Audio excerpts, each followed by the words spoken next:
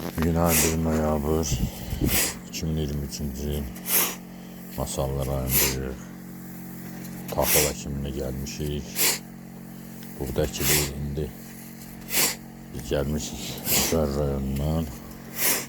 Fabrikumat deyilən şirkətdən. Kumat organik kübürə istehsal edirik. Gəlmişik toxumları ıslatmağa, kombi mixlə.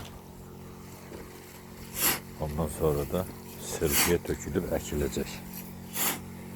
Əvvəlcə də dediyimiz kimi sahə kumatlanıb, kumat vurulub sahəyə. Sonra da əkiləcək.